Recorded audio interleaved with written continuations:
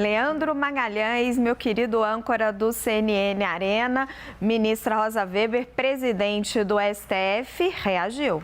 Reagiu, ela saiu em defesa, Raquel, da corte, né? Ela disse, por exemplo, durante a fala dela, que o Supremo seguirá fazendo o seu papel com altivez e firmeza. Vamos ver esse trecho da ministra presidente do STF, Rosa Weber.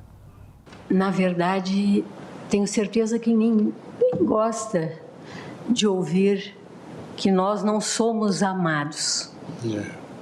Agora, para mim, o importante é que o povo brasileiro compreenda que o Supremo Tribunal Federal é um dos 3 pilares da nossa democracia constitucional e é o guardião da nossa Constituição, e que ele continuará com altivez, com firmeza e desagradando a alguns, é verdade, mas na defesa do nosso Estado democrático de direito, porque o Estado democrático de direito no Brasil está consagrado na nossa Constituição Cidadã de 1988. Raquel, durante o julgamento, a própria presidente do Supremo Tribunal Federal, a ministra Rosa Weber, em um ponto ela chamou a atenção. Ela disse que nenhum julgador tem alegria em condenar e que sofre toda vez que tem de emitir um juízo condenatório, mas que essa é a tarefa da Corte, ou seja, do Supremo Tribunal Federal. Eu gostaria de ouvir o Pedro Venceslau em relação à fala da presidente do Supremo Tribunal Federal. Pedro? Ela também citou a Ordem dos Advogados do Brasil, que acabou soltando uma nota, se solidarizando com a corte, criticando o discurso de ódio. Eu já tinha conversado ontem com o presidente da Ordem dos Advogados do Brasil, o Beto Simonetti. Ele lembrou que no começo desse processo foi tudo muito tumultuado, tinham mais de 1.000 clientes de advogados que estavam procurando contato e procuraram a OAB. Contou também que houve muita pressão, claro, desses clientes, desses advogados, para que a OAB atuasse ali em nome dos clientes, mas a OAB, dos advogados, dos clientes. Mas a OAB atua em nome dos clientes. E na época da Lava Jato, a OAB também foi pressionada, da mesma maneira como foi pressionada hoje. Lembrando que a Ordem dos Advogados do Brasil, quando chegou a criar uma tenda para ajudar os advogados, perto ali da Papuda, e agora tem essa manifestação. A Ordem dos Advogados do Brasil também elogiou muito o presidente da Ordem, o Beto Simonetti, elogiou muito o Alexandre de Moraes, diz que todas as solicitações que foram feitas pela Ordem foram atendidas e que ele foi muito solícito. Agora, Raquel, só para poder acrescentar uma informação aqui, eu conversei com vários integrantes, também aliados de parlamentares, que estavam acompanhando o julgamento no Supremo Tribunal Federal, que falaram em relação à pena, né, a quantidade, 17 anos, 15 anos, e que houve até um temor em relação a alguns parlamentares também no Congresso Nacional, pensando não evidentemente nos parlamentares, mas aqueles parlamentares que em algum momento saíram em defesa, não defendendo a questão dos atos criminosos do dia 8 de janeiro, mas a liberdade, por exemplo, de expressão.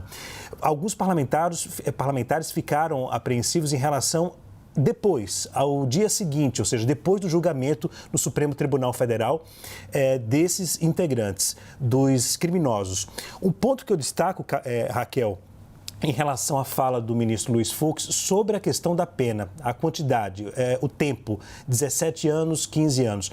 O ministro Luiz Fux, durante o julgamento, ele fez uma comparação com a Corte, a Justiça norte-americana, em relação ao julgamento também que acontece lá sobre a invasão do Capitólio nos Estados Unidos no dia 6 de janeiro de 2021. Lembrando que lá ainda acontece esse julgamento e lá os principais líderes, eles foram condenados apenas entre 12 e 22 anos de prisão.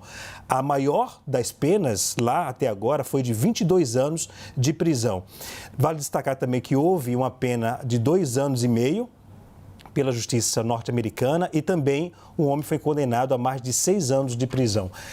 Ou seja, houve essa comparação, a gente destaca aqui esses dados da Justiça norte-americana e fazendo uma ponte desses parlamentares com quem eu conversei, questionando sobre o tempo da pena aqui no Brasil e qual será o próximo passo e até um temor em relação a parlamentares no Congresso Nacional também.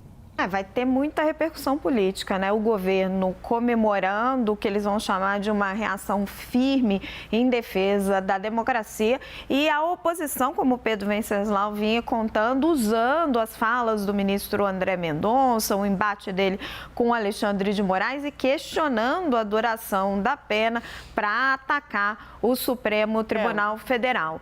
Time, me esperem só um pouquinho, porque a gente está com um tempo curtinho. Eu queria até pedir a orientação aqui do Passeri, que está conosco. Passeri, vamos dar os próximos passos? A gente tem o Theo Curi conosco. Quem que a gente tem? Vamos chamar o Theo? Theo Curi, chega com a gente aqui no 360. Theo, como que ficou para frente? Ainda tem mais um réu para ser julgado. Que dia que isso vai acontecer? Explica para as pessoas e a partir daí é só plenário virtual, porque aí os ministros já colocaram a tese jurídica deles. Olhando para frente agora, meu caro, como é que vai ser?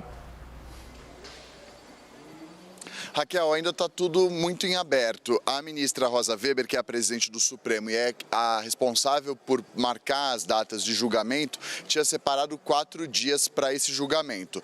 Ontem pela manhã, ontem à tarde, hoje pela manhã e hoje à tarde. Isso foi concluído. Falta ainda um dos 4 réus a ser julgado. Esse 4º réu, ele ainda precisa de uma marcação de data pela ministra Rosa Weber e aí os ministros finalizam essa primeira etapa. O que eu e a Thaís Arbex a gente trouxe ontem à noite aqui, ao longo da programação a gente contou, é que há uma tendência de que o Supremo Tribunal Federal, passados esses 4 réus, esses julgamentos dos primeiros casos dos envolvidos nos atos criminosos e golpistas do 8 de janeiro, fixada uma tese, ou seja, indo na mesma linha com relação aos executores da depredação, das invasões ilegais que aconteceram aqui na sede dos 3 poderes, que passado esse primeiro momento de fixação da tese, que os ministros migrem esses julgamentos do plenário físico para o plenário virtual, para dar celeridade, até porque mais de 1.300 réus. Então a expectativa é de que isso migre do físico para o virtual, ainda sem data definida e sem uma decisão tomada pela ministra Rosa Weber.